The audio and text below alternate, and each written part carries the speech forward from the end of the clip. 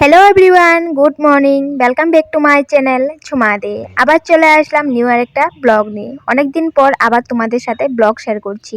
তো এই দেখো আমাদের যে এলোভেরা গাছটা ছিল, তো এই এলোভেরা গাছটাতে একটা ফুলের মতো কি বেরিয়েছে। আমি তো প্রথমে ভেবেছি অন্য কিছু এলোভেরা গাছে হয়তো হয়ে গেছে, কারণ আমি আগে কোনোদিন এরকম দেখিনি কিন্তু এলোভেরা গাছে। তো হয়তো এই এলোভেরা গাছটা অনেক পুরনো হয়েছে, দিন হয়েছে, তো তার জন্য হয়তো এটাতে ফুল বেরিয়েছে। হয়তো ফুল থেকে গুটি হতে পারে, না হয় এলোভেরা হয়তো উপরে আরও হতে পারে, জানি না আমি সঠিক। তো আমি বলছি যখন হবে তখন বুঝতে পারবো এটা থেকে আরও এলোভেরা হবে নাকি। তারপর আমি একটু স্নান করে সাজগুজ করে নিলাম। তো মা ঠাকুরের সব কিছু রেডি করছে, ঠাকুর পুজো দেবে, জল ঢালবে। আর যেহেতু শিবরাত্রি, তো মা আগে প্রথমে রাধাকৃষ্ণকে ড্রেসটা পরিয়েছে। আমাদের যেখানে কীর্তন হয়েছিল তখন এই ড্রেসটা এনেছিল, দুজোড়ো ড্রেস এনেছে। তো এক জোড়া সুন্দর করে পরিয়েছে, ভালো লাগছে দেখে। তারপর মা ঠাকুর সেবাটা দিয়ে নিল, তারপর জল ঢালার জন্য সব কিছু রেডি করে নিচ্ছে। আর আমাদের এখানে না আজ কালী পুজো আছে, তো কালী পুজোর এখানে ভোগ দেবে বলে কলা পাতা, প্রদীপ, তারপর ফল সব কিছু রেডি করে রাখছে, মা দিতে যাবে। তারপর আমি রান্নাঘরে চলে গেলাম রান্না বাড়া করার জন্য। আর সকালেও যেহেতু কেউ কিছু খায়নি, সকালবেলা বাবা খেয়ে গেছে, তো সবাই চা বিস্কুট খেয়েছে। তারপর মানে দুপুরের জন্য নিরামিষ সবজি করছিলাম, তো তখন মানে ভাবলাম যে রুটিও করে নিই, ভাতটা এখন খাবে না, ভাতটা সবাই দেরি করে খাবি বলছে। তারপর রুটি, চা, নিরামিষ সবজি দিয়ে খাওয়া হলো। তারপর দুপুরে রান্না বাড়াটা তোমাদের সাথে কিছু শেয়ার করলাম না। তো রান্না বাড়া নিরামিষ ছিল, ডাল, বেগুন ভাজা আর নিরামিষ সবজি তো দেখলেই, তো ওগুলোই ছিল দুপুরে। তারপর দাদা আবার হোয়াটসঅ্যাপে ফটো দিয়েছে। দাদা যেখানে মানে জব করে ওখানে ওর রুমের সাইডে একটা বেল গাছ আছে, তো সবসময় বেল গাছটাকে পুজো করে। আর শিবরাত্রি বলে আর জায়গাটা আরও বেশি করে ক্লিন করেছে দেখছো। তো জায়গাটা মুছে সুন্দর করে ভোগ লাগিয়েছে, জল ঢেলেছে, আবার একটা ফটো কিনে এনেছে শিব বাবার। তো ফটোটা কিনে এনে সুন্দর করে দেখো গাছটাতে লাগিয়ে দিয়েছে, অনেক সুন্দর করে পুজো করলো।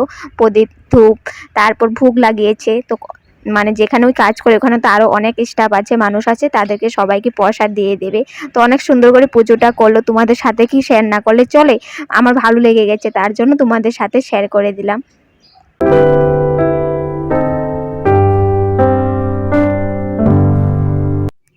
দাদা যেখানে থাকে ওখানে আবার অনেক মন্দির আছে, শিবসাগরে জানো তো অনেক সুন্দর সুন্দর মন্দির আছে। তো ওখানে এক মন্দিরে গিয়েছে, আবার অনেক সুন্দর করে প্যান্ডেল করেছে, পূজা করবে, তো ওগুলো দেখছিল ঘুরে ঘাড়ে। তারপর এই দেখো ভাগ্যটা আমার কত ভালো, তো আজ শিবরাত্রি বলে কথা, তো শিবরাত্রির যদি ভাঙের প্রসাদ অল্প না খাই শিবরাত্রি মনেই হবে না। শিব বাবার বিভিন্ন প্রসাদ তো ভাঙের প্রসাদই। তো বাবা নিয়ে এসেছে লাড্ডু প্রসাদ, তো বাবা প্রসাদগুলো কিনে এনেছে, বাবাকে একটা খেতে দিয়েছে, একটা ফ্রি দেয় কিন্তু বেশিটুকু আনলে তো ওটা কিনতে হবে। তো বাবা কিনে নিয়ে এসেছে ঘরের জন্য, তো এত ভালো লাগছে। তো আমি ভাঙের লাড্ডু না খেয়ে দিয়ে আমার হাসি দেখছো। তো মানে প্রসাদটা পেয়ে আমি অনেক মানে মানে ভালো লেগে গেছে। তো ভাই তো দেখি গপ করে একটা লাড্ডু নিয়ে নিয়েছে, আমি ওকে বলছি খাস না, কিন্তু একটা লাড্ডু খেলে নেশা লেগে যেতে পারে, মানে একটা গোটা লাড্ডু খেলে। তারপর ওই বলছে যে না আমি একটাই খাবো, মানে এবার পেয়েছে হাতের সামনে লাড্ডু অনেকগুলো এনেছে, তো খাবি তো। আর তো ও তো আর জানে না নেশা লাগলে কিরকম হয়, ওই প্রথমবার একটা মানে এরকম গোটা লাড্ডু একটা খাচ্ছে। তো আমি কিন্তু একবার মানে ভাঙের ঘুঁটা খেয়েছিলাম স্কুল থাকতে। তো আমার একজন ফ্রেন্ডের ঘরে পুজো করে, শিবের পুজো, তো ঘুঁটা বানিয়েছিল অনেকগুলো। তো স্কুলে গিয়েছিলাম পরের দিন, তো ঘুঁটা রেখে দিয়েছিল ওই ফ্রিজে। তারপর আমরা গিয়েছি, আমাদেরকে বলছে ঘুঁটা আছে, তো আমাদেরকে ব্রেক টাইমে যখন দিয়েছিল আমাদেরকে নিয়ে গেছে ওদের ঘরে। তো সবাইকে এক গ্লাস করে দিয়েছে, আমিও খেয়েছি। খাওয়ার পর আবার ক্লাস করতে চলে এসেছি। ব্রেক টাইমের পরে তো আবার ক্লাস থাকে দুটো একটে। তো ক্লাসটা করার পর ছুটি দিয়েছে, ছুটি যখন দিয়েছে ঘরে আর আসতে পারি না, হাসতে হাসতে পাগলের মতন কথা বলে হাসি দিতে দিতে এসেছি, মানে একদম ভালো নেশা লেগে গেছিল, এক গ্লাস গোটা খেয়েছি রে কথা। তারপর এই লাড্ডুটা দেখে এটাই মনে পড়ছে, তার জন্য আমি একটা লাড্ডু নিয়ে নিই, মা আমাকে হাফটা লাড্ডু দিয়েছে, মা বলছে একটা লাড্ডু খেলে হয়তো নেশা লাগবে। তারপর ভাই আবার একটা পার্সেল আনলো, তো এটা ওই এনেছে এনার্জি ড্রিঙ্ক। তারপর ওই বলছে যে আমি শরীরটা ঠিক করবো, আমি বলছি ভালো কথা, শরীরটা ঠিক করছি তুই যে রেগুয়া। বলছে তারপর আমাকে ভিডিওতে কেন নিস, আমি ঠিক হয়ে নি তারপর নিবি ভিডিওতে। বলছি থাক এখন দেখ তুই কেমন, তারপর কতদিন পর আবার দেখবি শরীরটা ঠিক হচ্ছে কিনা, তো বুঝতে পারবি কিরকম ছিলি আগের ভিডিওগুলোতে এখন কেমন। তো ওটাই আর বলছি যে এনেছিস কথা ঠিক, টাইম মতন খেতে হবে, এনে রেখে দিলে তো হবে না, খেতে হবে। ওই বলছে না খাবো, তার জন্যই তো অর্ডার করেছি, এক্সাম শেষ এখন কোনো টেনশন নেই। আমি টেনশন তুই নিয়েছিস কোথায়, তুই তো এক্সামের টেনশন এক ফোঁটাও নিসনি, বিন্দাস তুই এক্সাম দিয়ে দিয়ে এসেছিস, কি হবে জানি না।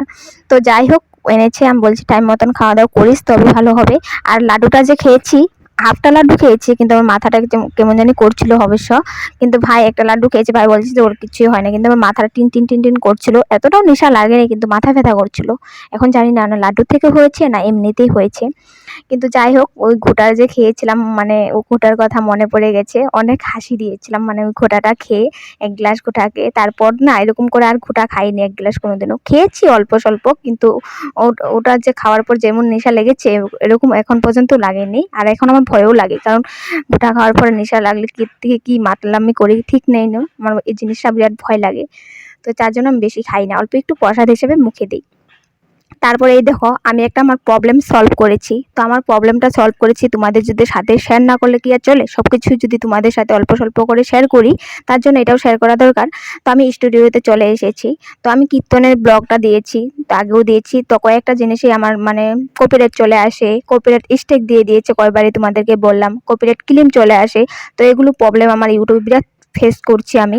তার জন্য আমার অনেকটাই মন খারাপ হয়ে যায়, অনেক সময় তো ডাউন পড়ে যায়। চ্যানেল ডাউন হয়ে গেলে তো উঠাতে অনেক প্রবলেম হয়ে যায়। তো অনেক কষ্ট করে আমি চ্যানেলটাকে আবার ঠিক করি। তো এরকম অনেকেরই হয়, এরকম ইউটিউব করে কথা ঠিক, অনেক কষ্ট করে, তারপর এরকম হতে হতে চ্যানেলটাই বন্ধ হয়ে যায়। তো অনেকের মন খারাপ হয়ে যায়, অনেকে হয়তো এগুলো প্রবলেমের জন্য ইউটিউব ছেড়ে দেয়, কিন্তু আমি ছেড়ে দিচ্ছি না। আমি প্রবলেমগুলো সলভ করে হলেও থাকছি ইউটিউবে। তো ওটার প্রবলেমগুলো আমি সলভ করার চেষ্টা করি, কী এর থেকে হচ্ছে, কী করলে প্রবলেমটা সলভ হবে। তো ওটা আমি নিজেও করি, তোমাদের সাথেও শেয়ার করি, কারণ আমার মতো অনেকেই আছে এরকম প্রবলেম ফেস করছো, বা অনেকে কষ্ট করে ইউটিউব করছো, এগুলোর জন্য ডাউন হয়ে যাচ্ছে। তো এই ভিডিওটা যারা দেখছো, যারা ইউটিউব করো, তাদের জন্য অনেক হেল্পফুল হবে। তো দেখো, আমি আমার চ্যানেলে যেহেতু আমি ভিডিওটি ব্লগ দিয়েছি, ব্লগও যদি কপিরাইট আসে কত মনটা খারাপ লাগে, কারণ এত বড় আমরা ব্লগগুলো দিই, অনেকগুলো এমবি খরচ করে, অনেক কষ্ট করে এডিট করে আপলোড করি, তারপর যদি কপিরাইট চলে আসে বা স্টিক দিয়ে দেয়, তখন মনটা কত খারাপ হয়। তো আমারও তেমনই হয়ে গেছিলো। তো আমার দুটো ব্লগে কপিরাইট আছে, কপিরাইট স্টিক দিলে তো বন্ধ হয়ে যেত চ্যানেলটা, কপিরাইট দিয়েছে। তো কেন দিয়েছে আমি বুঝতেই পারছি না, এটা তো আমার ভিডিও, আমি নিজে যেটুকু আমার নিজের ক্যামেরা দিয়ে করেছি, এটাতে কিসের জন্য আসবে? তো অনেকদিন আগে একটা কীর্তন, মানে আমাদের ঘরে পুজো, নরসিংহ পূজা করেছিলাম, ওটাতেও কপিরাইট দিয়েছিল। তো আমি দেখতে দেখতে ওটাও পেয়েছি। তো ওটারও আমি প্রবলেমটা সলভ করার জন্য তোমাদের সাথে শেয়ার করছি।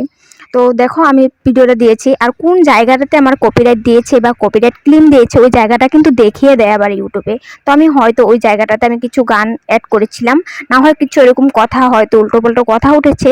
আরেকটা কথা, বাচ্চাদের সেফটি তো মানে ভালো করে ভিডিও দিতে হবে, সেফটি নিয়ে বাচ্চাদের ভিডিও দিতে হয়, সেফটি নিয়ে দিলে ওটা আর কপিরাইট দেয় না, কিন্তু ওটাতেও কপিরাইট দিয়ে আসে। মানে কোনো কিছু ছোটো মোটো প্রবলেম, ছোটো মোটো কিছুতে কিন্তু ইউটিউবে কপিরাইট দিয়ে দেয়, ছোটো ছোটো প্রবলেম দেখে ইউটিউব কপিরাইট দিয়ে দেয়। কিন্তু তো ওটা ওটা এমন বড় কিছু না, কিন্তু খারাপ ভিডিওগুলো ইউটিউবে চলছে, ওটাতে কপিরাইটও আসে না, ক্লেমও আসে না, স্টেকও আসে না।